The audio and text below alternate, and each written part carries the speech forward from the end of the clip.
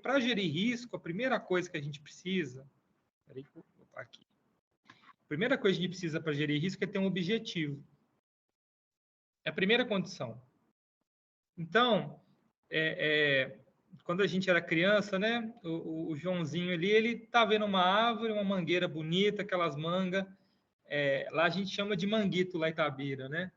Quem é de Itabira aí conhece manguito. Eu procurei o manguito aqui em Itajubá até hoje, a mangubá, que é uma manga pequenininha. Nunca achei, mas na infância a gente chupava muito essa manga. Aí você vê aquele pé de manga, você quer subir ele. Seu objetivo é o quê? Pegar uma manga gostosa. É chupar uma manga, né? Madurinha. E aí a mãe da gente chega ali, tá vendo, fala assim, ô Joãozinho, desce daí, senão você vai machucar, menino. Desce daí, senão você vai quebrar seu braço. Então tem um efeito. Um efeito aqui que, como disse, né, pode ser positivo ou pode ser negativo. No caso do Joãozinho, ele pode cair e quebrar o braço. E pior, né? A mãe diz assim, se você cair e machucar, você ainda apanha. quem é mais, né?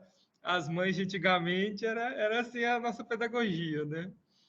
Mas então você tem um efeito. E esse efeito aqui a gente tem. Pode ser um efeito positivo, como pode ser um efeito negativo. Eu posso ter um risco de vir uma emenda parlamentar para mim, de eu conseguir mais orçamento. Eu posso ter um risco do meu desempenho acadêmico ser melhor do que esperado, por exemplo, né? Então, isso pode ser visto como um risco positivo, né? Como eu sou da auditoria, né? O auditor não gosta de ser bonzinho, nós vamos falar mais do risco negativo. Mas o pessoal vai trabalhar com vocês ao longo da semana, né? Dentro do scope, como trabalha também o risco de forma positiva. Mas eu preferi sintetizar aqui, né? Primeiro que é mais importante hoje a gente trabalhar mais o que nos impede de alcançar os objetivos e é onde a gente vê mais falhas, né? Então, é onde eu foquei a apresentação nesse ponto para também não complicar muito. Mas o efeito pode ser negativo e positivo.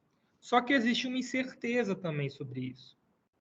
Então, o Joãozinho pode conseguir subir na árvore e chupar a manga, apesar do risco dele de cair, né?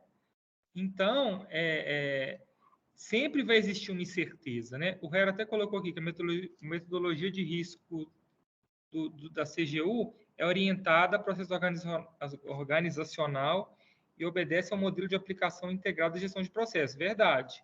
E aí, respondendo a pergunta de gestão de risco, eu preciso ter um objetivo. Mas, se eu tenho o processo mapeado, me ajuda muito a enxergar em que etapa do processo o risco está relacionado.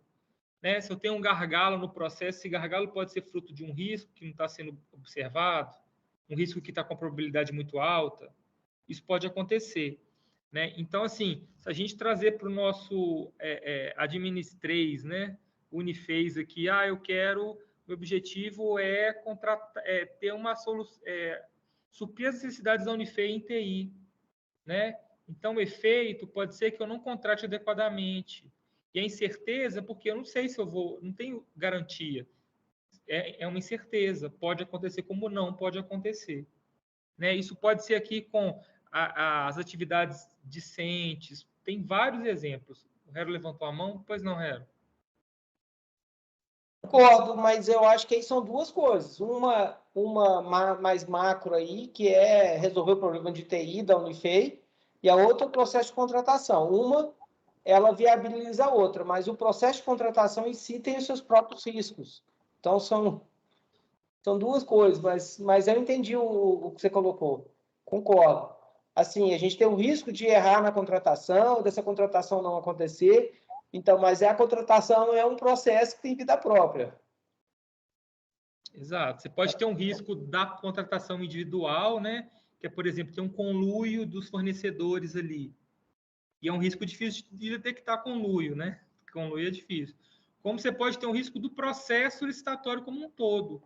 Um risco de por exemplo, ter muito retrabalho, um risco de se perder a eficiência do processo, né? E por aí vai. A Fabiana levantou a mão. Pois não, Fabiana? Eu acabei escrevendo ali, é que no caso, mesmo assim, a contratação da empresa, o processo de compra em si é um objetivo. Porque você tem o objetivo de montar um processo. Então, ele acaba sendo objetivo. Então, você vai tratar o risco de atingimento do objetivo. Isso que eu entendi, pelo menos. Não, exatamente, bacana. Assim, é exatamente isso aí. O Felipe levantou a mão também. Tá mudo, Felipe, o seu áudio. Agora foi? Agora foi. Tava no hardware aqui. É o seguinte, mais para contribuir com o debate mesmo, eu não acho que algo esteja certo, é mais o direcionamento mesmo, né? Mas eu já entendo que, por exemplo, a compra em si nunca é fim, né? Você não faz uma compra só por comprar, né? A compra ela está aliada a um objetivo maior. Então, por exemplo, se eu vou fazer uma contratação de TI para ter novas máquinas, eu quero ter novas máquinas para quê? Né? Eu vou contratar um data center novo, para quê? Eu vou contratar uma empresa terceirizada para X, para quê?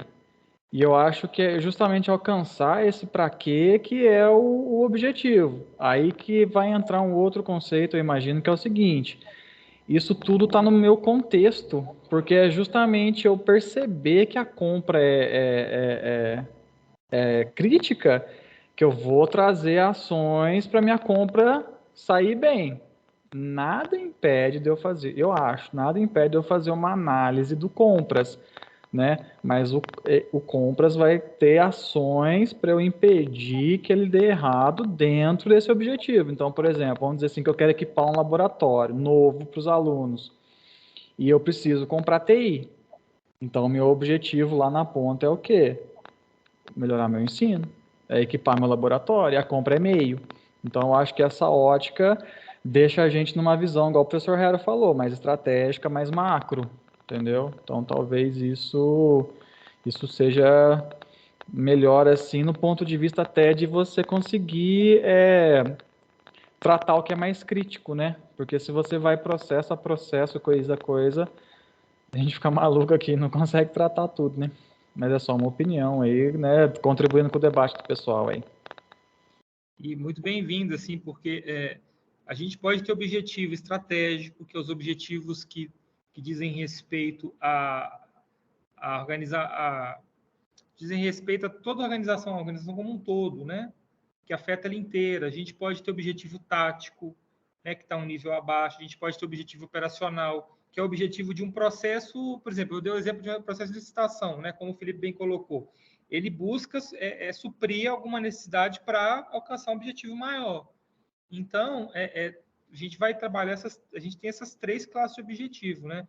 Isso o pessoal vai trabalhar bem com vocês, caso a caso, né? E eu estou passando uma visão mais geral. Mas então ter um processo mapeado ajuda muito, mas não é uma condição que a gente única para gerir risco. Você pode gerir risco tendo só o objetivo. E o mais importante é ter o objetivo. Né? Então, aqui a gente tem. Então, temos incertezas, efeitos e objetivo. Então, Zezinho, se você cair daí, você vai machucar e vai apanhar.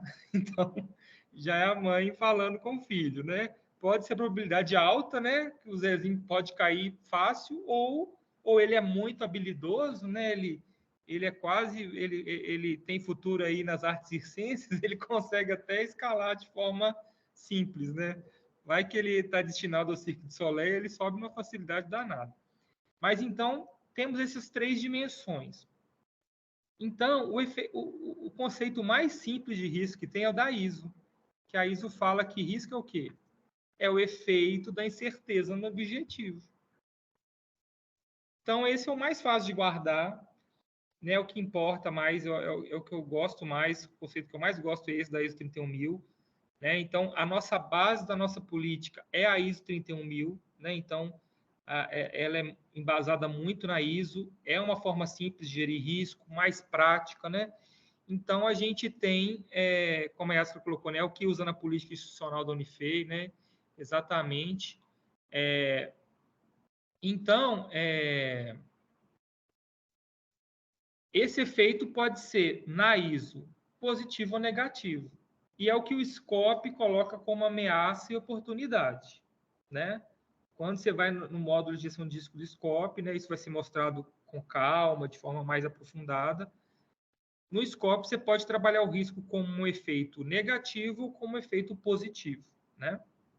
E a gente tem outros conceitos de risco. O COSO, que é uma outra metodologia de gestão de riscos corporativos, né? O COSO é o Comitê das Organizações Integradas. Acho que é uma sigla que é uma metodologia que auditor gosta muito do COSO, né? Eu ia muito mais pelo COSO do que pela ISO, né? E o COSO, ele vê que o quê? Não, risco é o quê? É o evento futuro e incerto que, caso aconteça, ele impacta negativamente o alcance dos objetivos da organização. Então, no COSO, ele já delimita no sono que é ruim, sono que é negativo, né? Então, a diferença do COSO para a ISO é isso. A ISO vê de forma mais ampla, o COSO vê de forma mais pontual, os efeitos negativos.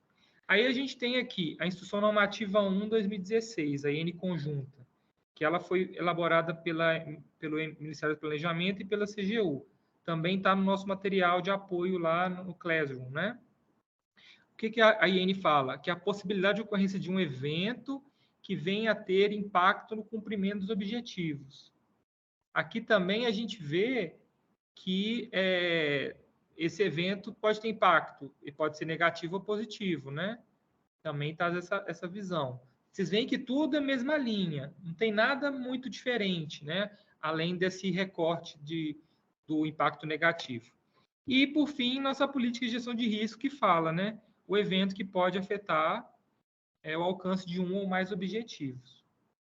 Então, aqui, né, ficou muito legal também o conceito da política de riscos, né? Ficou em alinhamento com todos os outros. Então, a gente... é bacana ali, o Guilherme falou, né? É o Comitê das Organizações Patrocinadoras, né? O Sponsoring Organizations. É bacana. E aí, é verdade, só o pé de abuticaba é danado, né?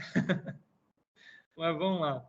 Então, aqui esse é só para mesmo conceitual, mas é importante a gente ver aqueles, como a gente viu na anterior, se a gente vê que, para entender o que é risco, incerteza, efeito e objetivo, né? Efeito das incertezas sobre o objetivo, a gente vai ter uma visão mais simples e mais fácil, é uma forma de direcionar melhor, né? Então, vamos em frente aqui.